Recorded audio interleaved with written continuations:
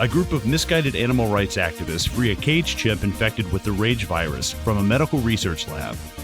When London bike courier Jim wakes up from a coma a month later, he finds his city all but deserted. On the run from the zombie-like victims of the rage virus, Jim stumbles upon a group of survivors, including Selena and cab driver Frank, and joins them on a perilous journey to what he hopes will be safety. Welcome to another feature presentation of Midnight Double Feature, and on this episode, we'll be covering 2002's 28 Days Later, directed by Danny Boyle.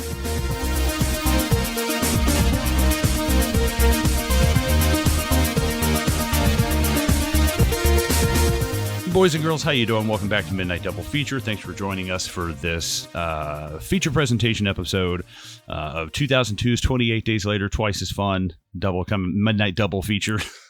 It was so hard to say that at the beginning. 2002's 28. It was like, but guys, we're excited to be covering this. When I say we, I mean the Alex Garland to my Danny Boyle. So how about Lee? How you doing? That means I wrote Dread, man. Yeah. You know, I'm good. How are you? I'm good. Hey, if I directed Train Spotting, I'm fucking doing good. It's a great movie. Hell yeah, man. What a combination. Oh, dude, yeah. I'll be doing a lot better once I sip this coffee real quick. Nice. Delicious. Anyways, guys, if this is your first time joining us, thank you very much. We're going to be going through this movie from pretty much start to finish. We will be spoiling it. There is an E on this motherfucker for a reason. If you like what you hear and want to check out the show further, look at the socials and our show notes.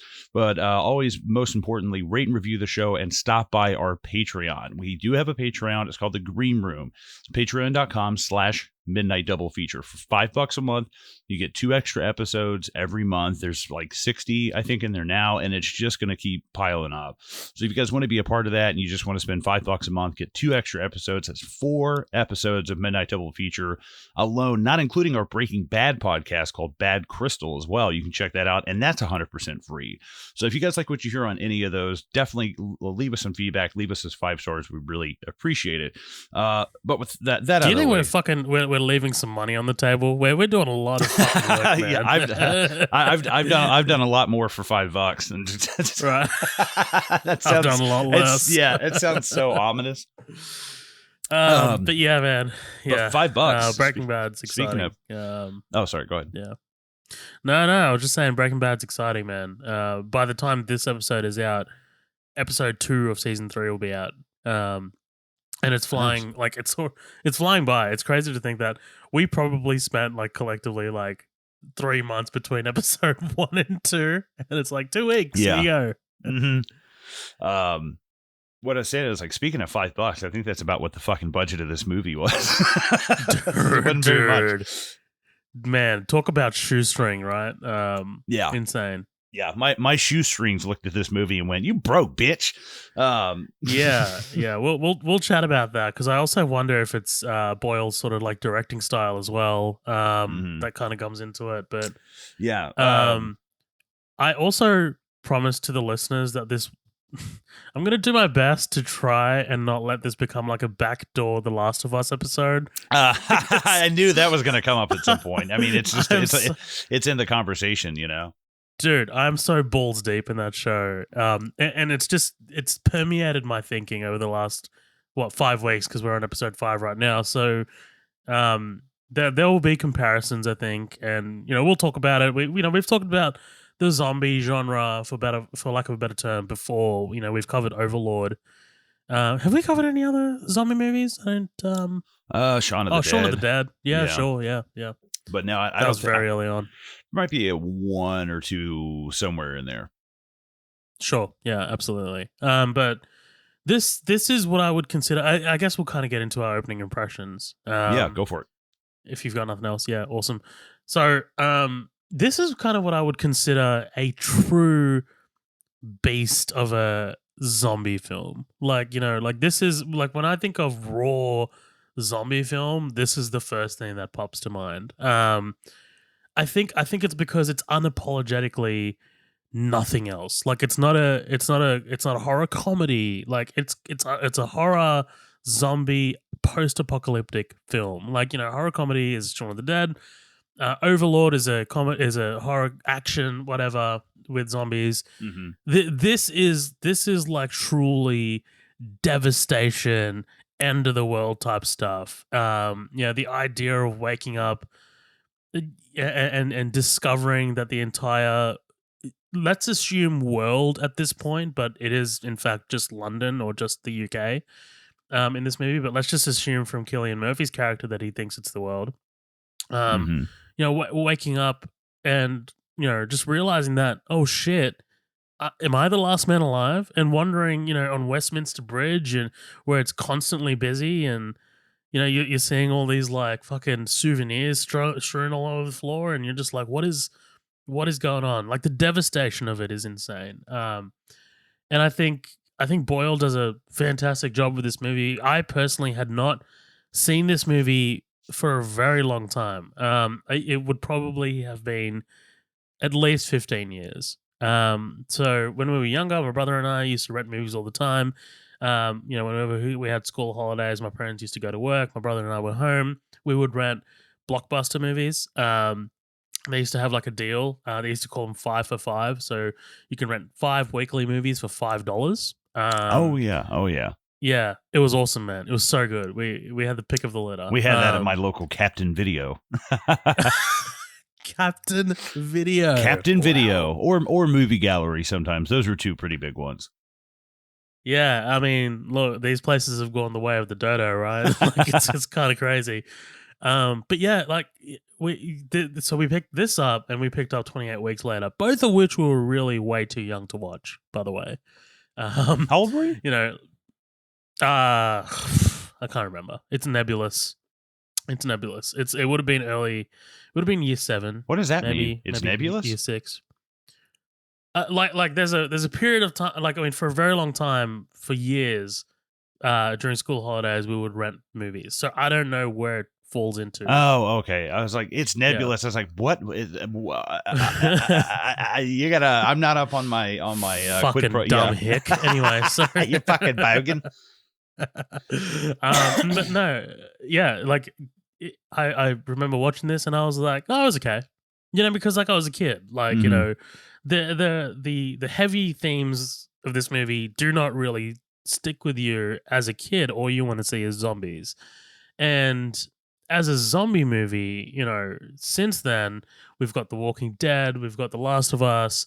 We've got like World War Z. We've got all of these movies that have had takes on the zombie genre, and they're much bigger. They're much more of a macro look at the zombie apocalypse.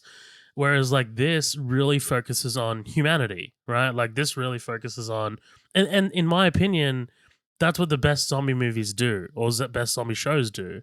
They focus on the idea of a good zombie movie. To me, is let's take away all of the rules of society, right? Like what would we do to each other if there were no rules anymore? That to me is the most interesting part of a zombie movie. And I know a lot of people are like, oh, is rolling their eyes. They're like, oh, well, what about the zombies? And I'm just like, they're just an excuse to get there, right? Yes, they're an excuse to remove the values of society, right? Right. And kind of bring us back to the Stone Age, right? So the oil wars of Mad Max are irrelevant. What all that matters is that we're here now.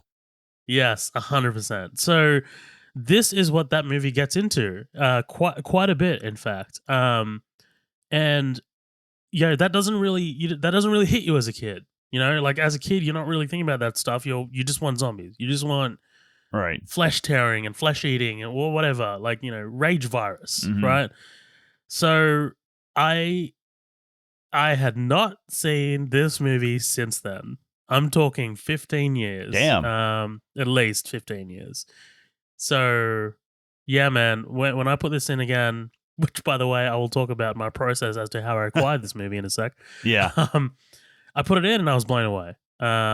It was awesome. It was, again, like you said, really low budget, really low fi, but I think that really kind of adds to it. I think the some of the editing is kind of like Jesus Christ. What the fuck? Like it's a bit whiplashy, but the grittiness, you can see the grain in like the darkness. And I will never forget, in the 15 years that I've seen this, it was, by the way, it was like watching a new movie. I'd forgotten very much all of it, but I've never forgotten that this movie plays with shadows so well. Yeah. Oh hell yeah. Dude, the use of shadows, the shot of them in the tunnel as she's fixing the tire and you just see the shadows along the wall. I've never forgotten that in my life. No. Like that is something that, and there's a shot in 28 Weeks Later that I've never forgotten either, but that's, I guess, because it's a tease to set up 28 months later, which we'll talk about. Yeah. Yeah, you know the shot I'm talking about. But yeah, so really quickly, to acquire this movie is not streaming anywhere in Australia. It's not being Neither sold. is it here. I had to get my DVD. Really? I had to get my DVD double pack. Okay, but is it being sold in retail stores? That I mean, I don't know if you could just go to Target and buy it. I know you could buy it used somewhere, but I don't know about right off the shelf. You cannot buy this off the shelf. And what the fuck? Yeah, I looked everywhere. I looked at like our biggest retailers. I looked at our smallest retailers. I could not for the life of me find this anywhere. And we were just talking offline about how we made these two picks, 28 days, 28 weeks, which we're covering on Patreon soon. Really late in the game, only just a couple days ago. So I had a really short window, and you were like, you were like, should we change the pick? And I'm like, no, man, I'm in the zombie zone right now, man. I got to talk about it. And I was like, you know what? Save my fucking ass. Facebook Marketplace, dude. Someone was selling a copy of this movie for $8, and it was like a double pack with 28 Weeks Later. And I was like, let's go. Nice. I was working from home. I forgoed my lunch break and drove all the way out to Campsie, which is like an hour away. Forgot. But yeah. Yeah, fucking drove an hour away, came back. Jesus. Yeah, it was a whole thing, and now I guess I earn 28 weeks later, 28 days and 28 weeks later, and I don't think it's not a censorship thing; it's a rights thing, because we've seen this happen with True Lies, we've seen this happen with American Psycho. Every time we go to pick a movie like this, and it's not even obscure, which is the weird thing. We just can't find it. I can't find a copy of it, which is incredibly strange. But yeah, I guess it's a testament to physical media, right? Yes, exactly. I was so glad that I just bought this, put it on a shelf, bought it probably 4 years ago, put it on a shelf, never watched it.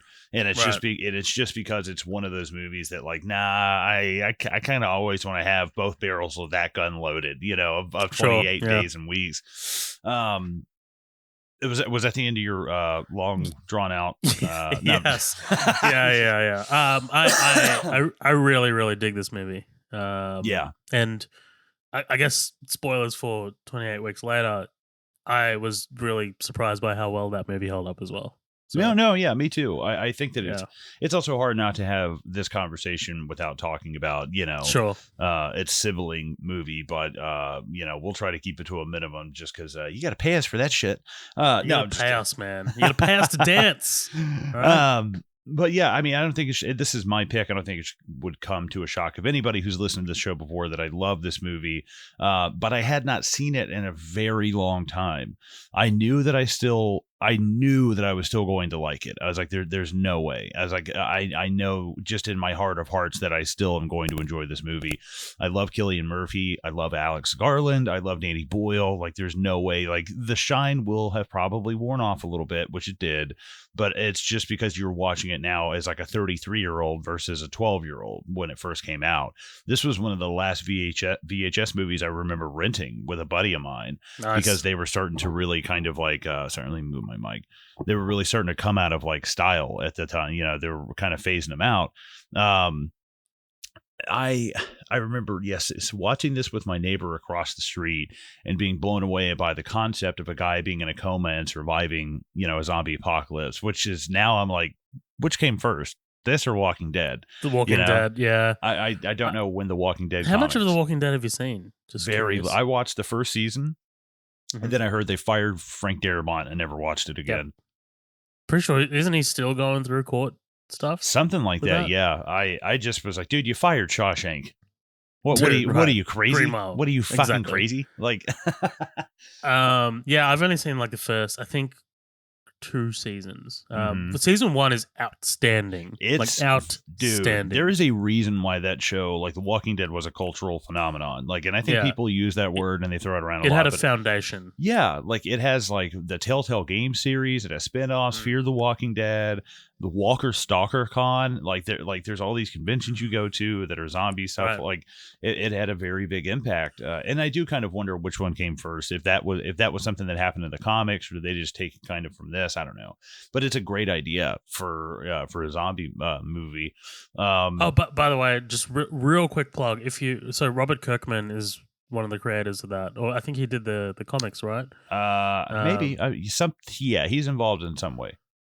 Kirkman also created a comic called Invincible, and there's a show called Invincible on Amazon Prime. Hell yeah! Just huge shout out, man! Fucking, I need to watch. I've watched the fight scene, but I haven't watched it.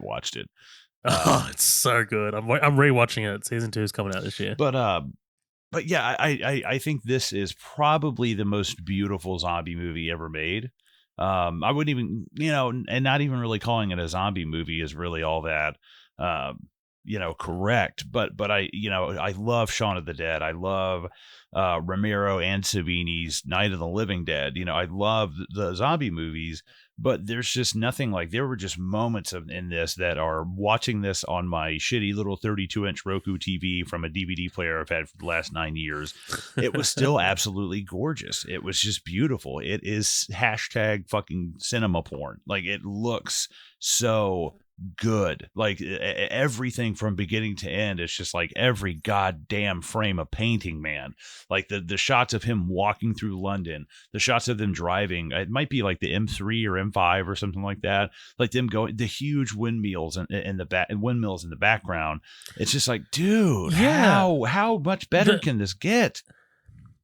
Sometimes I'm like, how do they pull that off? Mm-hmm. Like because the shot of them driving in the foreground and the windmills in the back, I'm like, that looks like a composite. Like, like basically those windmills aren't there.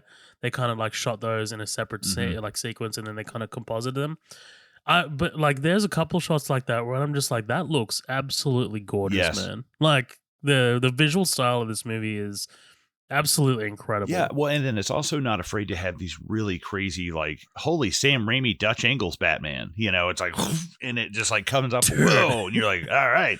But that makes it super memorable. Yes. Again, like I said, all I remember are the shadows, and now as you bring it up, the Dutch angles. Mm-hmm. Like the Dutch angles in this are insane. Well, I love the frame rate that this is filmed in, the grittiness of it, the shutter speed, how dark everything is. Because I always kind of was like, man, that ending feels so different from the rest of the movie. It's shot in 35 millimeter. I was like, oh, that makes sense. Like it, like I watched it and I was like, man, something is just different about that. Like something is very different about that ending. But I think that this is an absolutely a movie crammed full of talent with but not only Alex Garland and crazy Danny Boyle, but then you have Cillian Murphy and is it Brendan Gleeson? It's Brendan, Donald's the son, but Naomi Harris and Christopher Eccleston, who was one of the doctors. But like, I'm just like, dude, Naomi Harris is Moneypenny now. Like, she's in so many things. It's crazy. Wait, which one's she? Bond. She's in Selena? Skyfall. She's in Spectre. Oh, okay. Yes, sorry. Well, she's in Pirates of the Caribbean, isn't she? Okay. Yeah, Tia Dalma. See, that's the racial roulette I play as a white man. Like, is she? You're like, was that Naomi Harris or Zoe Saldana? And it was both of them. They're both in it. It's just me in like with a red band around my head, sweating. And I've got like a white shirt on. You're lucky this isn't a visual medium. But I absolutely love this movie. It's bleak as fuck, but somehow extremely beautiful. There's something for everybody. There's there's sex slaves, there's suicide, there's zombies. It's like, God damn, dude. Like, there's child murder. But shout out, dude. We'll get to it, but shout out to my guy Major West, who was like, I'll give it a month before we start thinking about repopulating the world. I was like, Jesus Christ. What the fuck? That, and the crazy thing is in a in a movie where the world is is thought to have been wiped out by this Mm-hmm. outbreak, that is somehow still one of the more bleak things in this movie. It's just Oh yeah. the not even, oh, you stumbled across two women. It's that you set a trap, and it's like, that's Jesus Right. Christ. Yeah, what we do, what we would do to each other if the rules were removed Yeah. again. Like, it was just like, but also, God, I can't remember what I was going to say before you made that point. But don't worry, it'll Probably come back something to me. Last of But Us. But yeah, well, I mean, look, okay, so look, I really love Brendan Okay. Gleeson in this. I thought he's not in yeah, Last yeah, of Us. Oh, actually, he is in. He's in the conversation right now because he's nominated for an Oscar for Banshees of Inisherin, which is really good. Fucking Banshees of Inisherin. Yeah, yeah, That's a joke I he's, can make. He's so good, man. Dude, him and Colin Farrell, just I incredible. want to see it. It looks good. But anyway, it is really good. I actually really want to cover that movie when that comes out. Okay. But Brendan Gleeson, man, in this movie was just like, yeah, he was working. He was working in this movie. Yeah. Like talk about someone who, looks the same in a lot of roles, right? I mean, like, he looks like Mad Eye Moody. He looks like the guy that he plays in Pages of Inisherin. But the personality and the affectations that he has, that he puts on, is completely different than anything else I've seen him in. When we see him, like, the first time with that riot shield in the staircase, and he comes inside and he's so kind to Jim and Mhm. Selena. Like, it's just like, damn, like, I love this guy. And fucking, why is it everyone who has a tragic, I guess, spoilers, have you seen The Last of No, Us? don't spoil it. You I haven't haven't watched seen it yet. No, I mean, I can't spoil it. basically, I I can't think spoil I it. kind of figure out what's going on from subtext, but just in case anybody. Oh no, there's like little mini arcs that I don't want to spoil. Yeah. So, Well, in case there's listeners as well, like, you know. yeah. I mean, like, anyone who's seen episode 3, Brendan Gleeson's character's name's Frank, and so is Nick so Offerman. You meet Bill and Frank in episode 3. Yeah, so Nick Offerman is Bill and Murray Bartlett is Frank, and yeah. And I'm sure they live for a very long time. Yeah, they lived happily ever after. But yeah, I think the visuals to this are absolutely stunning. The music as well, that theme is just it's just all killer, no filler, dude. It's just this building. John Murphy. Oh, like he did 28 Weeks Later. I think I might like 28 Weeks Later's score a little better, just a little bit. But he did that theme that plays in a lot of movies, man. Remember Kick-Ass when Nicolas Cage is like sitting in the fucking chair and Hit Girl's like trying to save him, and you get that kind of like montage. You've seen Kick-Ass, but it's right? been a long time. Yeah, it's beautiful, and I wish we still had Zencaster so I could play it for you. But it's a beautiful piece of music, and it was originally used in Sunshine, which is another Danny Boyle nice movie. Hell yeah. And it's a beautiful piece of score. I can't remember what it's called now, but it's really famous. But Adagio in D minor. Okay. Well, I might be thinking of Platoon. Adagio. Gorgeous. It's gorgeous. Yeah, that one's different. That one's different. I know what you're talking about. Okay. But yeah, ultimately, I just I think that maybe they waited a little too long on the sequel to this. 28 Weeks Later, which they would have done a little bit sooner. I think this is a franchise that is begging for a great video game adaptation, or a television show. I think 28 Days Later would be an absolutely great television show, because you have basically a whole month worth of stories to tell. There's a beginning, there's an end. Let's tell the stories in between. That's kind of what I'm interested in. If you can do it in a fresh way that doesn't make it seem sort of like derivative of The Walking Dead or even The Last of Us at this point, then yeah. What I like about 28 Days Later as a movie is that it kind of it didn't come first, but it kind of is the modern example of zombie apocalypse, post-apocalypse storytelling. Like, we think about George Romero movies, which are kind of a different era, right? Like, George Romero movies, you can't make that today and release that in a cinema and audiences will like it. Like, it's just a different style of filmmaking. It's a different era. It's made for a different audience.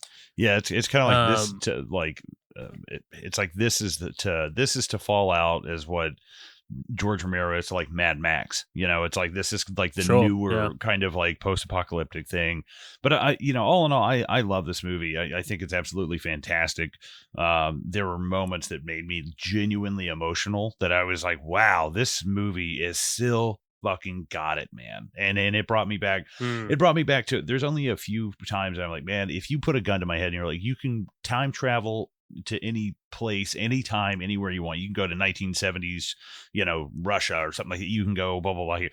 There's only two places that I'd really, really, really want to go would be, I'd say early 2000s UK, and then, or probably Germany invading Poland. yeah, and early 2000s Japan. Like going and seeing, like, because just that early kind of boom in the early 2000s, especially in the UK, because at the time it's like, dude, the UK is absolutely on fire. Like it is, like there's so many great bands coming out of the UK. There's a lot of like really, really cool shit that's going on. And it's the like movies like this are coming out. Then you have Shaun of the Dead, and then you have a lot of really, really, really good bands like coming out. It's the Killers are coming out, and people are going, wait, they're not English. I'm like, aren't they though? But but I think that this movie harkens back to a very special time for me, and like watching it, I love the fact that it's not this like.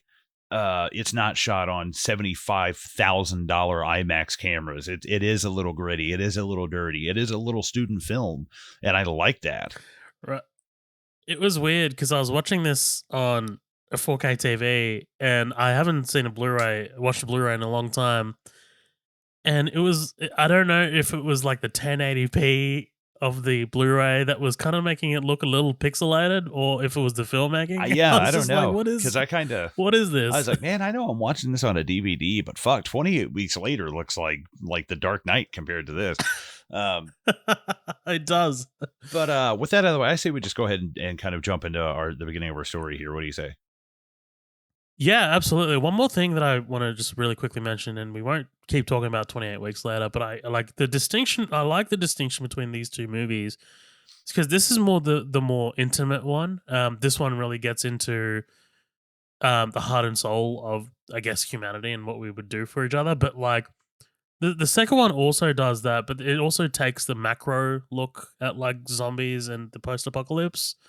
I think I like that both of these films can exist alongside each other rather than one being better than the other. That's just my take. I know people obviously prefer this movie as well over the. Oh yeah, sure. I think there's probably people who, the second one, I would just kind of give the second one does feel like a little bit more made for America kind of movie. Oh yeah, for sure. Oh, yeah. But I think this one might, you might be able to make the argument it's a little bit more artistic maybe, but not really trying to go for any kind of like, oh, we'll put American people in it so we can get money back kind of shit. But that's not necessarily a bad thing. Not bad going with Jeremy Renner and Idris Elba, good actors. Sure. Great cast, man. Yeah, Robert Carlyle. But compared to these guys, I'm sorry, man. Like Cillian Murphy and Brendan Gleeson and Christopher Rock, and I don't like doing this with younger actors, but Hannah's horrible. I'm sorry. Like she's not very good, and she's so young though, and I hate even doing that. Like the Razzies this year. Fuck them. Fuck them kids. That's on the director, dude. That is on to be such a great and iconic director like Danny Boyle, and to let something like that go is like, you tell me this is the guy who directed the toilet sequence from Trainspotting? I was like, that's right. Kind of hard to believe. And I think that there's, later on when she's drugged up, it makes a little bit more sense. But I'm like, yeah, I just don't like what I'm seeing here. But she's so young, I don't think she did but like 2 other movies ever. I know we're on the cusp of starting this episode, and I'm so sorry to keep on elongating this prologue, but Danny Boyle, man. Like I rewatched Slumdog Millionaire like 2 weeks ago, just coincidentally. Me and Steph watched he stars in that, doesn't he? Because I hadn't. No, I'm just kidding. Is he? Is he in that? Oh fuck! No, I'm pretty sure it's someone from India. Fucking blew my mind. It's Dev Patel. I thought you meant he's in like a bit part or something. Like he stars in that, right? Because I haven't seen that since 2008, and that is a great movie. That won Best Picture. Oh, I remember. I remember Like, when that was- came out. Yeah, that was a big. That was a big to do. And Boyle was supposed to direct the last Bond movie that came out. Then he kind of dropped out, and I think Sunshine is kind of underrated. Like it's also pretty solid. I have not seen that one. Trance is a good movie. Starring Rosario Dawson and scenes that I will never forget because Rosario Dawson, and it is. Oof. I'll have to check that out then. Yes, yes, you will. It makes sense. It makes sense that he looked like Teletubbies. Dude, you see everything. Dude, I remember that came out while I was working at the movies, and I remember just doing like a cinema check, like checking the doors, whatever. And I walked in, and there she was, bearing it all, and like Margot Robbie, Wolf of Wall Street, like everything. I wonder. Well, no, this movie starts with a cock shot. Speaking of which, so I guess it's like, oh yeah, I always wonder what is the acceptable level of like full frontal nudity that you can put into like a movie and it still be rated R. You know, because I assume as soon as you go full frontal female nudity, they're like, burn it. Let me jack off. Burn it. You know, right? No, this is like she's like standing there, and it's wow. It's burned into I've never my even mind. heard of that. That's crazy. But yeah, let's jump into this bitch proper. Let's jump into 28 days later after fucking green peace, dude. These motherfuckers starting the goddamn apocalypse. That my first note. Our story begins with PETA deciding to fuck everything up. Yeah, you sons of bitches. Goddamn, the left need to be put down. Yeah, I'm telling you. I mean, I think they're already they're the ones in the cages when this thing starts. Anyway, no, I'm just kidding. That's terrible. Dude, I hope this isn't someone's first time listening, and they're just like, "Damn, is Zohab is he a Trump supporter? Was he there? Where were you on January 6th, Zohab?" Zohab's like, fuck, mate, I was at the zoo. I was reading about it on Twitter, dude. But let me turn my brightness down here. One of my questions was like, so how does the rage virus start? Because they're kind of doing a whole Clockwork Orange thing where they got this like monkey watching these images, and there is of course now it's been explained to death. There is like a prequel comic book to the whole 28 Days Later series. I do really kind of want to check that out. But apparently it's just it was two scientists who were trying to basically calm people down with this kind of like virus, and they attached it to the Ebola virus. So it was super infectious, but instead of calming people down, it went the other way, and it made them just these like rage. That's pretty cool. I watched it on a YouTube video half an hour ago. I think it might have been like it's a YouTube channel that are like, here are 7 things you probably didn't know about blah blah blah. 28 days later for dummies. Yeah. Is that what it was titled? The book is just like, just like all the zombies. It's that yellow black book. You know what it looks like. You open it up, just blood pours out of it.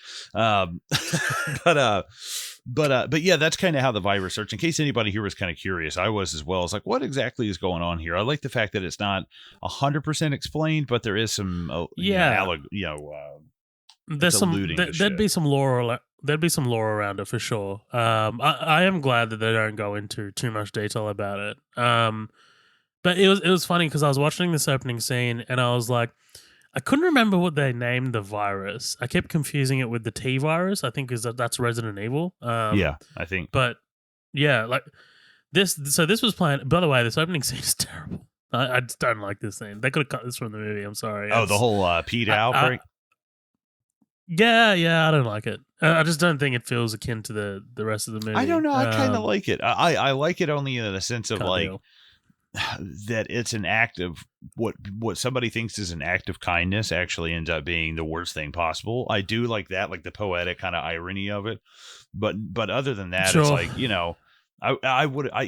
just us waking up with Cillian Murphy dong, I would have been fine with like right away. Like, give me that scarecrow cock, Yes, exactly. I would have very much rather.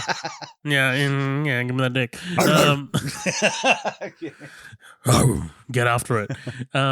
No, I would have very much. Yeah, I don't know. I like the idea of us kind of waking up with him and having no context. Mm. Especially in 2002 when you don't know what this is yet. This movie, Especially because this like is that would have been like really 2 interesting. hours long. I'm pretty sure. You Sure. know. The only, but I tell you what, the part that I really like about this movie, this opening scene is the kind of fake out. You see all the riots and the news articles and shit, like the news Hmm. reports, and it's like, oh, we're jumping into the apocalypse already, but not really.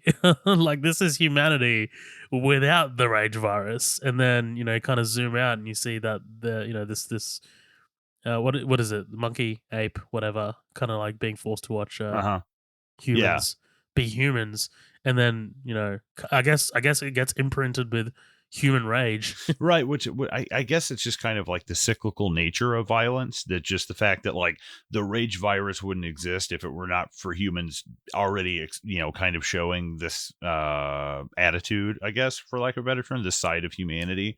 Um, I just saw your head get shoved way up your ass. The cyclical nature of violence. That's the only thing I could, because I was kind of thinking about that. I was like, man, this is a really fun thriller zombie movie, whatever. But like, Oh what yeah, is the actual kind of, because I know it's Danny Boyle. I know there's probably some kind of subtext, like there's more what to is it. it exactly? Yeah. And I have a couple of ideas, but that was kind of the first one that came to mind. Is that it's kind of like the chicken and the egg. Like, which one came first? Was it the rage virus, or did we invent the virus? Blah blah blah blah blah. It's kind of it's like through actual conflict of like these PETA members basically getting these monkeys out. Right. It's actually a conflict. It's actually like a conflicted action that two parties kind of colliding that ends up making this thing happen in the first place. It's not a natural Yeah. thing. It's not a coincidence that they decided to use monkeys, right? They could have used mice, Hmm. but it's not a coincidence at all. Yeah, and sorry, I'm watching this guy. He's like, the guy who's basically like begging them not to open it up, and it's like, you could sell that a little bit more. Just being honest, like, Yeah. don't you dare fucking I open was that goddamn door! like, Down. He's like spitting and shitting all over myself. yeah. I mean, look, if this is so high stakes, but there's going to be some security Yeah, or these guys just something. walked Like, in. I mean, that I have the same thought about a moment in 28 Weeks Later where something happens and it's just like, oh, this guy just strolled in Yeah, there. basically. No All right, yeah, we'll worries. let the janitor in here. He's got level 9 clearance. But The janitor and the president both know that the aliens exist. The man who runs the country and the man that scrubs his toilet, both level of equal importance. And cleans his Yeah, shit. but we get our attack from Mr. Chips. He ends up launching into this lady's face. I think this also, one thing that a game that goes along really well with this is actually Left 4 Dead. You ever play Left 4 Dead? Oh Love yeah. it. Very famously, the second one was banned here. It was That's the first right. first game to be banned in Australia, and it kind of started the whole R rating. We never had the R rating for video games before that. And what's weird is like, what is your R rating in movie theaters? Is it like, what's it called? It is Is it R, R? Oh, but okay. it's yeah. So we have I've explained this so many times to you. I Come know. on, Jesus Christ. So we have G, PG, M, which is usually lines up with your PG-13, and then we have MA, which usually lines up with your R. So this is rated MA. Okay. And then R is something like American Psycho, Oh, that's like which kind of gets hardcore. into Okay. hardcore shit. Hmm. Yeah, a couple of the So that's like Saws are RX rated rated R. stuff, I guess, probably. But RX rated Yeah, is. but see, yeah, you don't have many X-rated movies whereas we do. So Wolf Creek is rated R. Like if it's really high impact, Yeah. it's rated R. Yeah. That would just be a rated R for us. Like that would come out in a theater, like Mm, no problem. Probably. yeah. But we get our attack. I think it's also the violent blood spray that absolutely kills me. That is an infection that seems like it is just built to spread. Like just because you're in your Right. eyes, your ears, your mouth, whatever. So visceral. Yeah. And that's basically not with the this is how the world ends, not with a bang, but with a whimper. we cut to our protagonist pulling a Rick Grimes, getting an eyeful of that Robert Fisher dick. He's awakened to an abandoned hospital at first, and then slowly finding the entire city of London has seemingly been emptied. Yeah, again, this was really cool. I actually like his haircut when he wakes up, and he's got that part of his head shaved, but he's got the other half of it. That's another part of this that I remember. Very much so. I remember the haircut. He looks like Will Forte in The Last Man on Earth, where he like shaved, like he had a full beard and like long hair, and he shaves half of everything, and he has like he's like clean shaven on one side, no eyebrows, and like head shaved. And I was like, oh, that kind of reminds me of Will Forte. It reminds me of Thor when Stan Lee cuts his haircut in Thor Ragnarok, where it's just like fucking old shit. One thing a little note in this that I love is the key under the door. That somebody had the thought to be like, this guy's not dead. Maybe he'll survive. I'm going to slide the key under the door. It's a nice little like touch. That.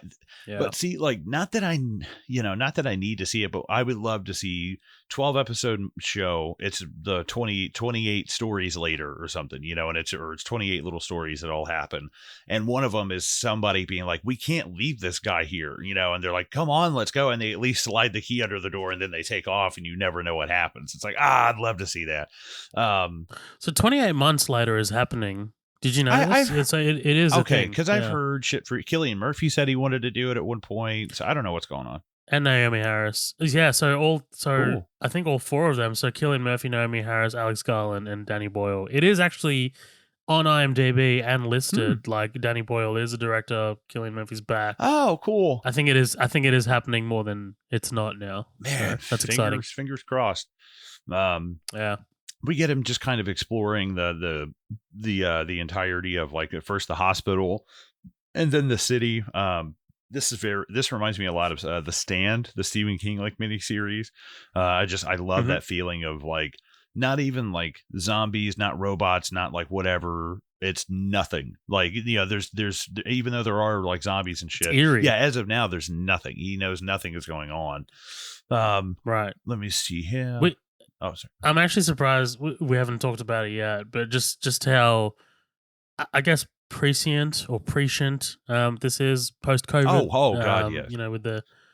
With the empty cities. I remember venturing out into the city one day, very much during lockdown. I think I was there for work or something, and it was just so eerie to see Sydney just empty. Like nothing, like none of the trams were running, all the shops were closed.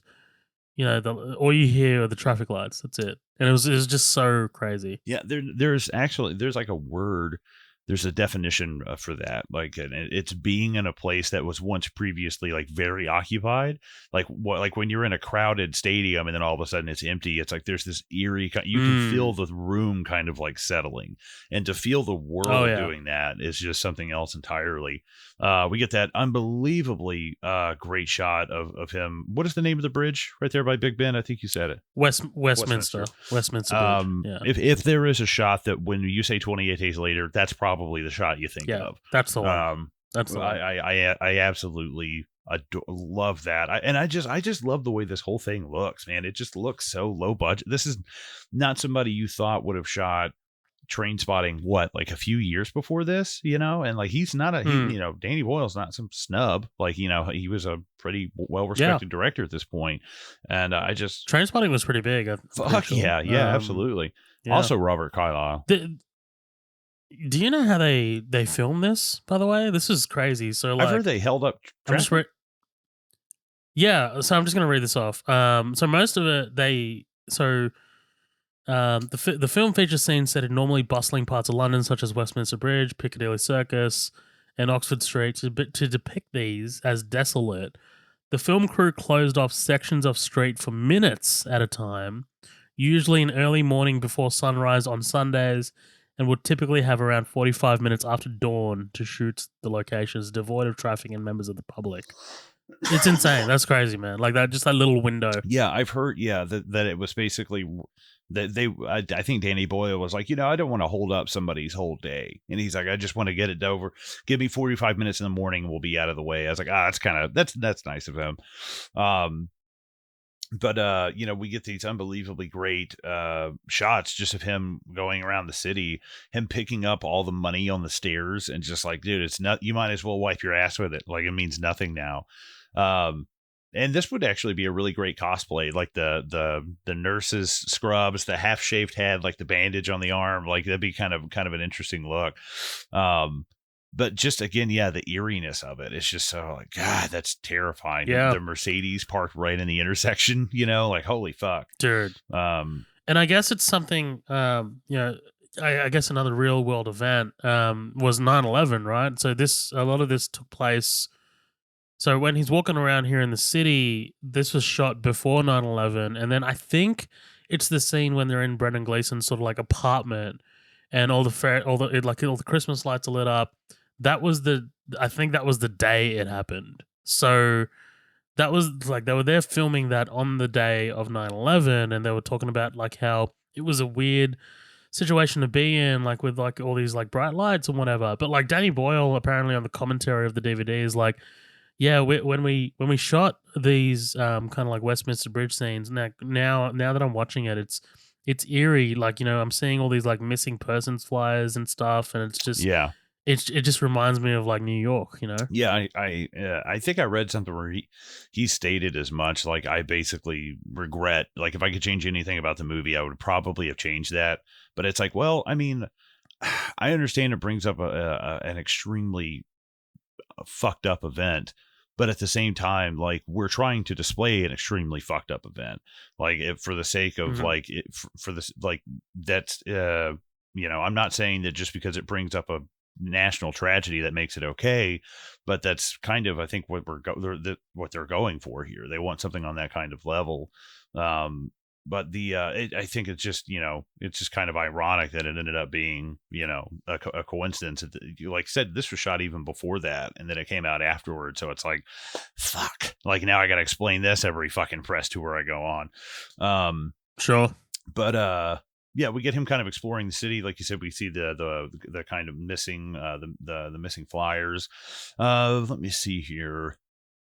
Finds the city emptied. In an act surprising no one, Jim is attacked by a Catholic priest. He manages to defend himself, but only succeeds in alerting other infected who give him chase. One of the funny things I read was that all these extras were paid a 1 cup of tea, that they couldn't pay him jack shit for. And I was like, I read this man, too. Shaun of the Yeah. Dead at least gave somebody, they at least paid you like $1, like. It's crazy that this starts. I mean, for us, the first time we actually see an infected is in a church, right? Mhm. Like somewhere where kind of like Jim's gone for salvation or answers. It's like, here's your fucking answer, right? Like here is something that is ungodly. It's crazy. Yeah, I think one of the interesting things about him going to this church is that uh, there's this kind of like recurring kind of idea of a father. Like, he goes here to his father, and he attacks him. He goes to his biological father. He dies. He calls Frank dad at one point, and he dies. It's like and I think there's even kind of some of that going on with the major at the end, where he's trying to kind of offer him some kind of whatever relationship, and he just doesn't want it. To where at the end there is no kind of like father figure. It's just him, and he's like very at peace, versus like the whole movie he's kind of like that. And at the end he's got this like he is this kind of the man that he wanted to be. I think that there's a lot of him looking into like the male figures around him and not really finding what he wants, and then kind of becoming his own thing towards the end. I think it's interesting, like, this idea of this recurring kind of motif of like the father, like, idea. Yeah. Okay. I buy that a lot. Yeah. Yeah. What I buy a lot is that priest immediately getting a little touchy, Father McFeely. Getting a little handsy. Yeah. I mean, look, turns out even in the fucking undead, Yeah. they're still doing that shit. Yeah. Like, he like skips adult survivors and then goes after kids, and they're like, dude, he's like, what? They move him to a different zombie parish. They hide the yeah, records. that's all they do. That's all they fucking It's do. Spotlight all over Yeah, again. that's all they fucking do. and they're tax exempt. Anyways, in an expert, no one needs to attack Catholic priest. He manages to defend himself, but only succeeds in alerting others who give him chase. As the chase spills out into the London streets, Molotov cocktails rain down from nowhere. Actually, not from nowhere, from two masked figures who come to Jim's aid. Some really great explosions and stuff right here. This movie does not. Danny Boyle, I've heard, was specific on that. He was like, listen, this is going to be a smaller budget, but we do have to compete with like the Bruckheimers and stuff. Like, we do need to put some cool shit in here. And I think that the amount of action and explosions and violence is like very tasteful, and like very, like when she chops Mark's arm off here later on, it's literally, you see one chop, you see the arm fall, and it's like gone, and that's it. And it's all more implied like kind of stuff. Or when he beats that kid with the baseball bat, you know, it's all implied kind of. This explosion was awesome. I'd totally forgotten this had happened, but it looks fantastic, man. It's a little, like, you see, like like it takes a little long. But you see the dirt and the glass like raining down around them. It's not CG. Is what I'm saying. You know. Yeah, exactly. It definitely looks of its time, but I love that. I love the way that this explosion looks. It looks really raw and like real. Mm-hmm. There's parts when I was watching this, like, dude, this looks like the first season of Always Sunny. Like the way this is shot, like it kind of, and I love that. I hate cut that. No one's gonna crash Nikki Potnick's car. I hate the way that the newer seasons look. I mean, I love the show, but I just don't like. It's too clean. It's too bright. Yeah, and their budget went up. They're now owned by Disney. It's like, I just wish it went back to this like gritty kind of look. But we get this really great explosion. The two masked people and Jim make haste and end up in a cage, kind of like a little kiosk, like a little shop, where we are properly introduced to Selena and Mark. He tells this great giraffe joke about can't leave that lion here. Then they ask Jim to basically what happened to him. We find out Jim was in a bike accident. He's a courier. He got clipped, took a dive, just woke up. Which is great. I love that. It's all the explanation you need, really. Selena explains how things started off kind of small at first. We're getting kind of our background, and eventually became a global. That's what she says about like New York and I'm like, but later on, I mean, I don't know exactly, were there actually infections in other countries, or was it just the UK? No, my understanding is that it's just the UK, because that's also the premise the second one operates on, right? I mean, right, because I just watched the two of these back to back today, and I know I didn't remember any part of it being like, then it spread to America, but America was more equipped, right, and they were able to handle the infection. It's like, I don't remember anything like that. Maybe I missed that line in this, but yeah, because like someone at one point says the infection can't get across. Yeah, can't swim, right, or cross like the channel or whatever. Yeah, the guy at the end of this who's chained to the radiator. Sure, yeah. But basically she explains how things kind of went and kind of ratcheted up, and eventually, we are where we are now, and it only took 28 days to get here, which is absolutely terrifying. A global infection, complete societal failure, dude. Complete collapse of any kind of structure. No government, no police, no fire department, no paramedics, nothing. There's no. I mean, I don't even think there's running water. Eventually, there's nothing going on. There's one thing and again, no spoilers. But for The Last of Us that I just kept on comparing this to is that. So this is 28 days later. Obviously, that's the title. But The Last of Us primarily takes place 20 years later. And it's like I kept in my mind comparing how society has kind of responded, or how people have responded, and how kind of like cultures and groups have responded and kind of like risen up, or, are now surviving. And it's crazy to compare how people survive 28 days later versus how humanity wants to survive 20 years later. Like in The Last of Us, there's like walled sort of like quarantine zones. Basically they've walled out cities and stuff like that. And, obviously 28 days later you can't do that, but like I love. This is another thing I love in like post-apocalyptic movies is how we've survived and how we're kind of like moving forward and how we're kind of like avoiding the infection. Right. It's kind of like the zombie land. Like, what are your rules to survive in this Sure. universe? Yeah. They basically get the lowdown, and we have all the information we need about our characters and our world to just kind of get going. Jim says he wants to see his parents. They tell him, hey, those bitches are dead. Better chop that shit. And, he says, no, I want to see him. And they lay down some rules. Don't travel at night unless necessary, and never travel alone unless necessary. Basically, the only two rules. Nevertheless, they agree to take him the following morning. Once they arrive, Jim discovers his parents have taken their own lives. This note is just heartbreaking. Jim, with endless love, we left you sleeping. Now we're sleeping with you. Don't wake up. It's unbelievably bleak as fuck, man. Like, yeah, dude.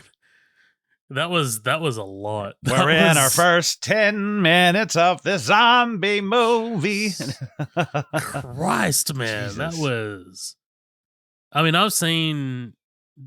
I hate to keep bringing it up again. Fucking Last of Us. Like, that show does this as well. Like, someone leaves a note for someone, and it's like, again, also heartbreaking. But like this, the simplicity of it, and just how short it is and short and sweet. Oh yeah. And there's crazy. Something like it'd be different if they had like wrote it on an Etch-a-Sketch or like wrote something like on a, I don't know, they send them a text. It's like, oh, well, that's not quite hitting the same. There's something also I really love about this movie, and kind of like fast forwarding into this scene a little bit, is the approach of the zombies, how they approach an attack. So like, it's a little bit of that Sam Raimi kind of like Evil Dead. Let's use the camera as the point of view and do it like a janky sort of like fast motion shutter speed kind of like approaching thing, like how they do in The Walking Dead. Mm-hmm. But then it's also like it feels like Jaws, like like the first person view of like the shark attacking someone, and all the sound drops out. It's just silent, like it's just quiet, and all you see is this shaky cam, quick cut, kind of like, oh, it's great, dude. As the zombie, just as his neighbor, right, fucking just busts through Mr. Bridgers. The fucking glass door. Oh, insane, man. I love this so much. Absolutely, yeah. It's just absolutely heartbreaking with his parents. And it's just one of those things. It's like just the tragedy of like, yeah, your kid's awake now, but the world you left, you kind of voluntarily left this like awful world, and I don't know. I'd be like, nah, we're just gonna like pump him full of painkillers while he's asleep. We don't want him waking up to this shit, like, I don't know, like that. I wouldn't want my kid like waking up to that. Like, fuck. But I guess he's only been in a coma for like a month. That'd be kind of fuck. Nah, pull the plug. Kill him. By the way, fucking a coma for a month. Jesus Christ. Yeah, that's still pretty bad. That's not like, I mean, there's people that have been in coma for like decades and wake up, and that shit's fucking crazy. They don't live long usually, unfortunately. Pull the plug. Yeah. Pull the plug. Yeah. I don't know. Yeah. After, I don't know. You can power a small car with that. Pull the plug. Yeah. After 2 presidents, pull the plug on me. But Jim and 2 presidents, 1 term each. Yeah. Let me see here. Devastated by the news, Mark and Selena try and comfort Jim the best they can. They decide to stay the night for safe travel the next day. However, the following kind of night into morning, they're attacked by Mr. Bridgers and his daughter. I like you just kind of talked about that great kind of that POV, that really kind of Evil Dead kind of bums rush to like the cabin kind of thing. There's a couple times it happens in this movie, and I love it. I love every time it happens. Absolutely. And one thing I think that's and that I kind of wanted to ask you is, do you think Mark was actually bitten? I think there's no room for error. I think you can't take the risk. It's irrelevant. Like if you're being manhandled, because I'm sorry, I don't have the movie up because I fucking have to get a Blu-ray player to put it in. I can't stream it. But I'm just kind of like reading a summary here. The summary says that, and I can't remember now. It says that Frank gets a cut on his arm and is hit with the infected blood during the attack. Is that right? I don't know if I remember Oh, that. you're talking about Mark? Yeah. Mark, I see. I don't know because the cut looks like it's just like a line through his arm. It's not like Sure. a bite. It looks kind of like somebody just Right. came up and slashed him across the arm with a knife. But if there's Right. that Right. much But blood in the like that room, doesn't need. Yeah. Well, I mean, as we find out in the first scene, it's highly contagious, right? And mhm. we'll see later when Frank's demise, all it just takes is a drop of blood in the eye, and that's it. He's done. So I think Selena's character here, like we're told volumes about who she is here. She does not fuck around. Right. She does not like. I don't know how long she's known Mark. I don't know if they're partners or I don't Right. understand Yeah. the relationship. Maybe they're two strangers who just met, maybe like a couple days ago, and they decided to go at it, kind of thing. Maybe they're And making yeah, pork maybe they're chop fucking. sandwiches, Right? Yeah, exactly. Jesus Christ. Um, But like, yeah. Also, yeah, when she chops his arm, that was also something that was new to me. I was like, yeah, because like if you can kind of like stop the infection, right? I mean, that's the thing that happens in. Have you seen World War Z? yes, a long time ago. That was something that I remember about World War Z. That What did yeah, what did he get I bit think and that they movie's got its. chop his arm off or it gets infected or something like that?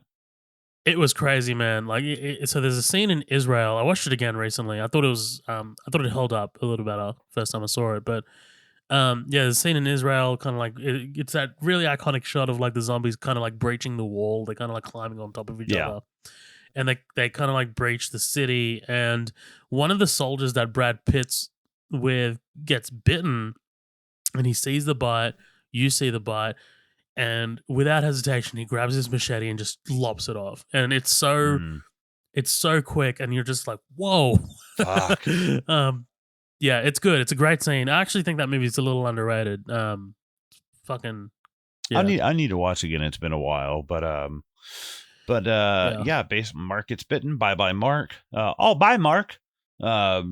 We personally I don't know. I don't, like you said, I don't think there's a lot of room for error, but at the same time it's like I don't know who. Imagine if someone was like, yeah, Mark's whole family was immune. They had an immunity. You'd be like, oh, that's unfortunate. It's But do they know about immunity here already? Like, I mean, like, like yeah, I if think it's you've safe been to roaming the assume. streets for 28 days, Yeah. yeah, Yes, that nobody's fucking got an immunity. I guess it's kind of sure, like the Thing when they kill Clark, Richard Macer, the dog guy in the Thing, and they're like, yeah, yeah, he wasn't infected. You're a murderer. And he's like, wasn't well, he infected, came at me yeah. with a knife. Fuck him.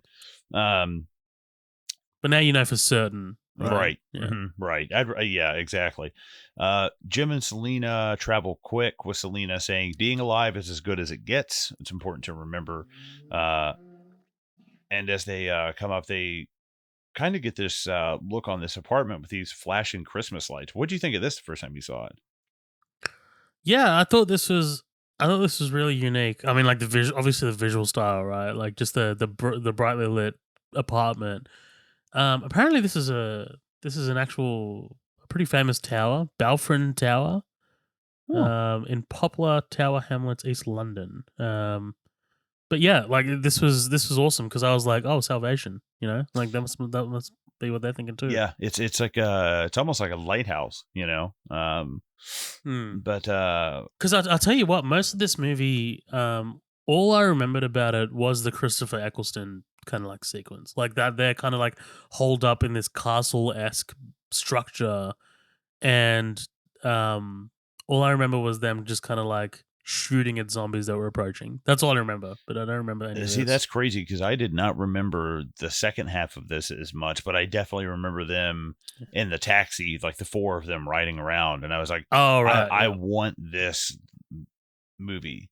I want this TV show of just the four of these people riding around like killing zombies in Sanford or something like that. Maybe recast the daughter. Yeah, maybe. Um, basically they go and investigate this tower, and after taking a quick break, they discover that they've been followed by some of the infected. Again, you see the shadows of them, then you see like their legs in the frame, and then like maybe once you actually see their faces, it makes it even more like terrifying, really. But Hannah's a little bitch. She won't let him in. She almost kills two innocent people. No, I'm just kidding. They Frank, and luckily Frank the Tank shows up. Brendan Gleeson. I hate the fact that he only really gets to rock this armor like once. I would definitely love to see him like, I don't know, it's a downloadable skin. Yeah. Yes. Yeah. I was thinking that it's like it's like the free pack when they put out, when the game comes out, you got to buy the battle pass. Yeah, you got to pre-order it. You got to pre-order that shit, man. Yeah, who would have thought he was a riot shield bitch? One of those guys. Dude, you know what? Stick a fucking Semtex on him, he's dead. Yeah. Just throw like a claymore on the ground. But yeah, but he's got the right idea though, man. He's got like 3 shirts on, a scarf, a ski mask, like a riot, like a face shield, and underneath that armor is just like a guy somehow even sweeter than Hagrid, just this big fucking softy, which is ironic because isn't he Mad Eye? Yeah, he's Mad Eye. That's right. He's Mad Eye Moody. I also really like, and I don't know if this is intentional, but like the tactical advantage of like him kind of like at the top of the stairs and kind of like being able to look down to see if anyone's approaching, or if like kind of like put them in like a kill box. Like there's such like a little area to maneuver. I just thought that was really interesting. That was an interesting choice, and I was wondering if it was intentional or not. Yeah, he's got to keep that high ground. Sure, yeah. Let me see. Anakin knows. Yeah. Hi, Joe. Let me see. Frank the Tank shows up loaded for bear. He disposes of the infected and welcomes the couple into his home, along with his daughter Hannah. Jim cleans up nice and thanks Helena for saving his life. They all kind of share a drink. We're kind of getting to know you, getting to know all about you. It is a nice little moment of what's that from again? It's a famous song, but it didn't trigger. For me, it's at the beginning of Spaced when they're getting to know each other. For me, it's from the IT crowd. I just remember that. Of course, they're both British. Of course. But him having to dry shave, I'm like, fuck, man, just leave it. Like, why even shave it? What is it? Is he fucking Bill Duke in the middle of the jungle? Jesus Christ. Yeah, he just comes on the razor and fucking uses it to shave it. He's like, good God, man. You need some lubrication, man. Yeah, well, I'd be like, dude, at least like, I don't know if I would rather be like, hey, how hygiene is it for me to piss and use that to shave my face? Because I'm not dry. Dude, that dry shaving. Or use your spit. Yeah, there you go. Use your spit. Everybody spit on my face. Yeah. Just him like standing there like just spitting in his face. He's got like dry mouth and he's like, I need lubrication.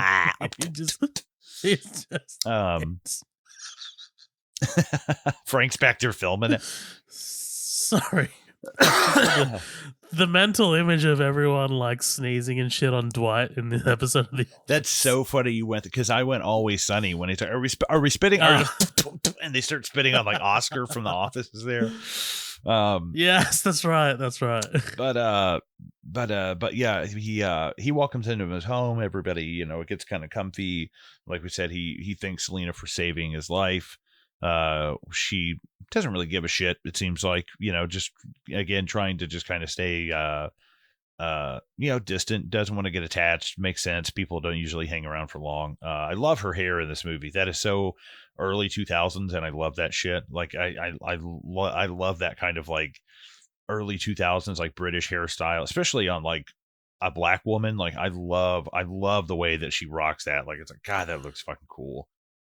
Have you seen Moonlight? The one that won Best Picture? No. Okay, she's in that. She plays the main character's mother.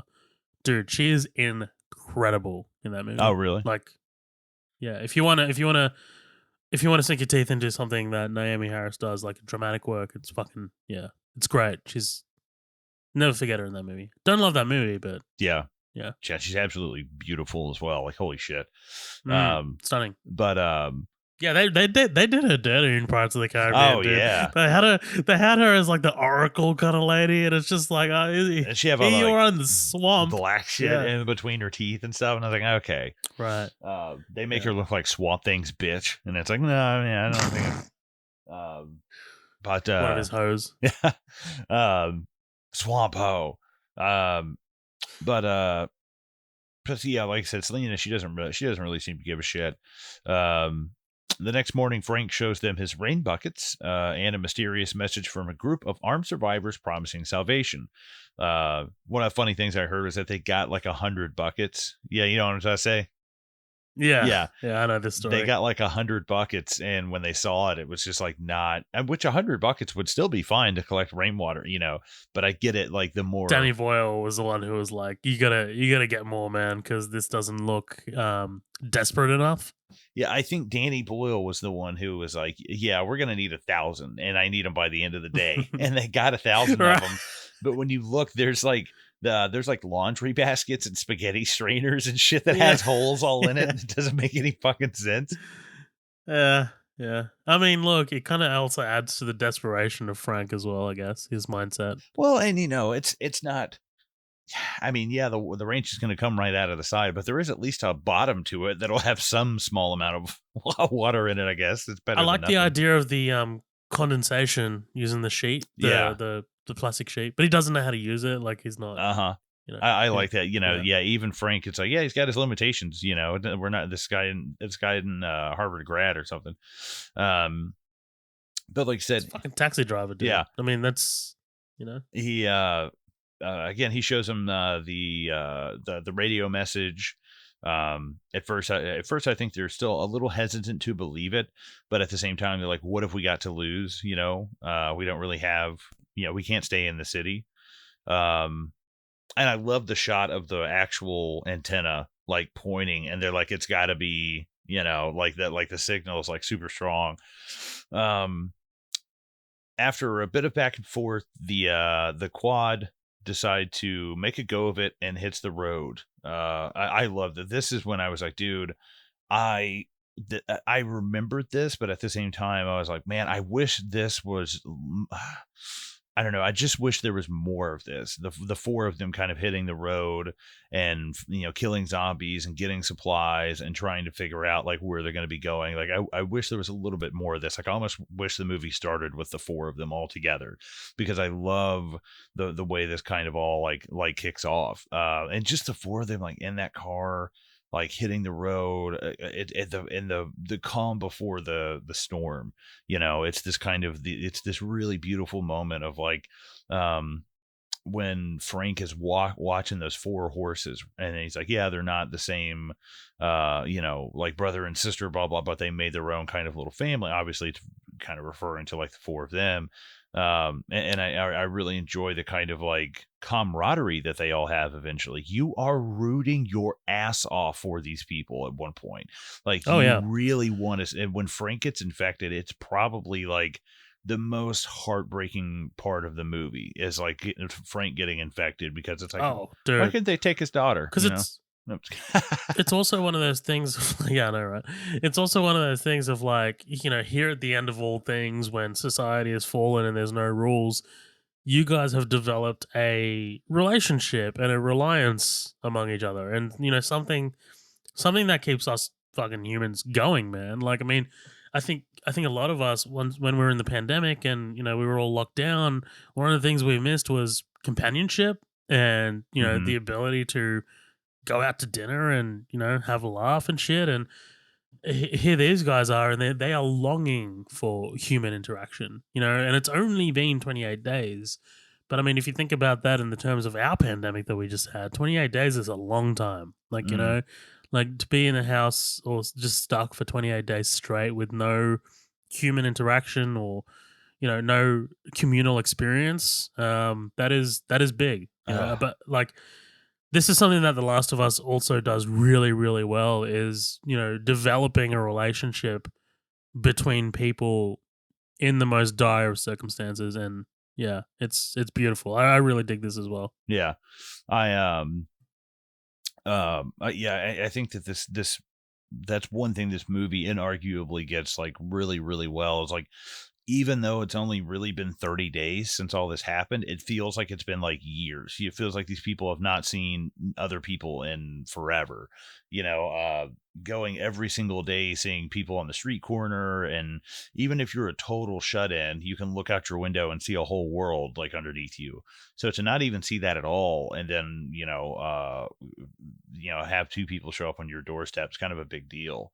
Um, but they end up hitting the road. I love when he actually turns on his thing. He's like, "Yeah, I gotta warn you, I don't take cards." And he starts up his fare. I think what happens next is quite frankly one of the stupidest decisions made in this entire movie. When they go through the tunnel, okay, the tunnel maybe not the best idea, but it's the most direct route. I still wouldn't take the tunnel. That's a little bit, I don't know. You can't see what's going on. It's dark. But not only that, when they get in, Frank turns into fucking Evil Knievel and decides to ride like the debris of dead people and cars and stuff. And I'm like, that is what? And he only comes away with a pop tire. I mean, it could have been so much worse. Right? Yeah. And watching it, I was just like, I don't understand what is the no, we're fucking doing it's like I could understand it if it were like, hey, the other way is no longer an option. That road was destroyed by carpet bombing or something. Okay, cool, whatever, take the tunnel.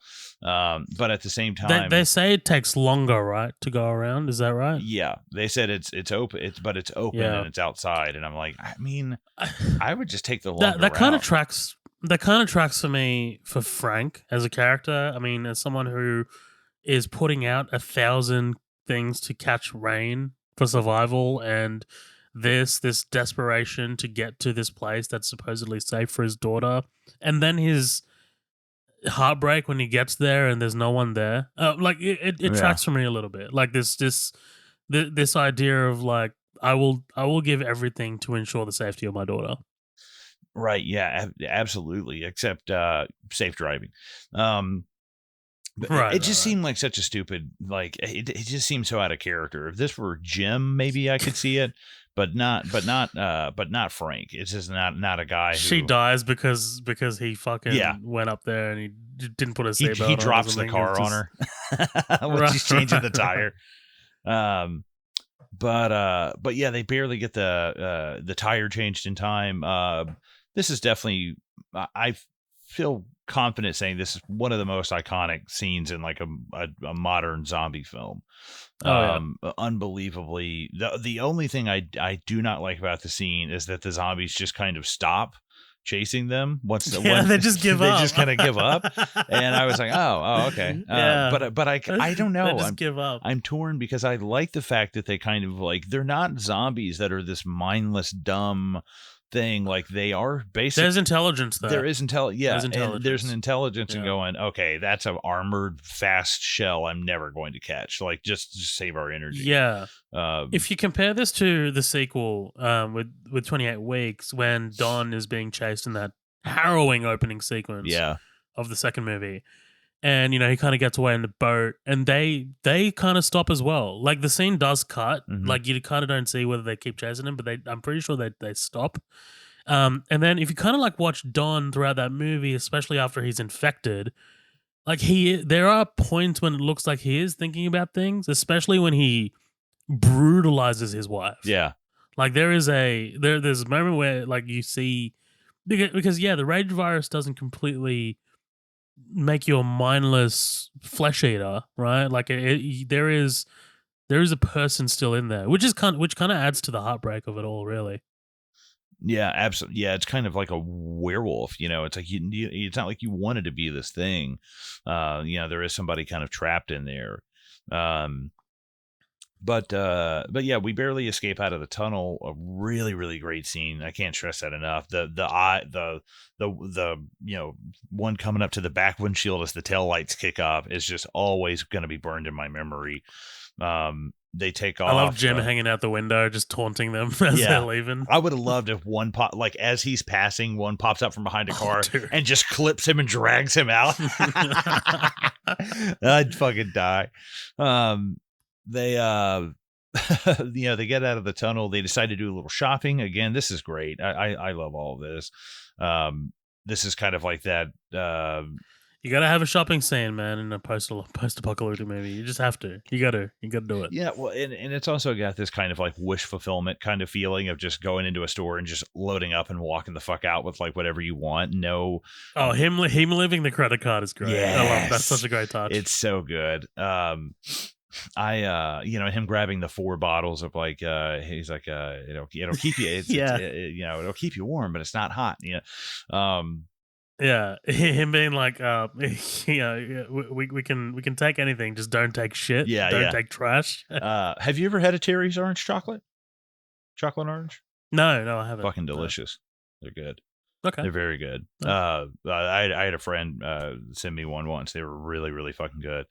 I am, and that's one thing I kind of felt to me. I am a bit of an Anglophile when it comes to this movie. I love a lot of like British culture and stuff like that. Like it was a no-brainer. I was like, I know we're going to eventually cover this kind of movie. And anybody who listens to the podcast know how much I love the Cornetto trilogy and all that kind of stuff. I've always been a big Anglophile, and I love that it's kind of like this movie is almost like a tour guide of like a lot of infamous British like locations and stuff.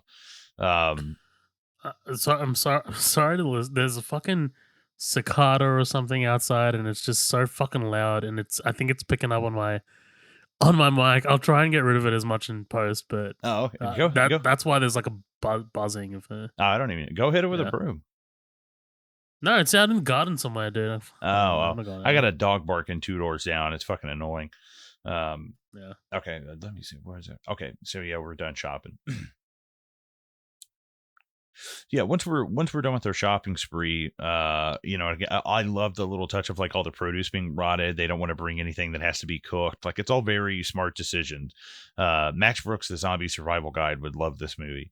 Let me see here. I gotta kind of scroll down. I'm sorry, I'm looking at my notes. In need of gas, the gang stops to siphon from an old tanker truck, and Jim does some investigating only to find an infected child. Jim's first kill. This is the first time he's had to kill anybody. I have heard theories that this kid is not infected. And which I don't agree. I think the kid is definitely infected. What's the evidence? Well, and I noticed this too when I had because I had the subtitles on, just because like, come on, British. But I had the subtitles on. Sure. And the kid, he's the only one that talks in like both movies, and he says, "I hate you," and then he does all that shit. But when you're looking at him, he's obviously, his eyes are all red, like he's obviously infected. But I just thought it was interesting that it was actually like a kid, and it's one of the only infected that talks in like both movies. That's kind of crazy, and I don't know why they threw that in there, but it was just a little interesting. Wait, what do you mean in both movies? Oh, out of both movies, he's the only one that talks. Yeah, okay. Yeah, he's the only infected that kind of talks. So I thought it was kind of interesting. And I think it's kind of fitting for Jim to lose his innocence in this post-apocalyptic world. To kill a child is kind of like losing his kind of like, I don't know, popping his post-apocalyptic cherry in a way. Like, who was the first person you had to defend yourself against? It's like what the Major West says at the end. He's like, nobody gets this far without killing somebody else. Sure. I mean, look, as someone who is pro beating children, I applaud him. Yeah, I applaud him. As someone who is pro shoving people down a flight of stairs, no, I'm just what is it in baseball? Batting 1,000? Isn't that the terminology? I think so. I don't know. Yeah. But he's batting. We don't have baseball here that much. Yeah, he's batting 1,000 all over that kid's fucking frontal lobe. I'll tell you that much. Out of the park at Fenway. Yeah. Out in fucking Lansdowne Street.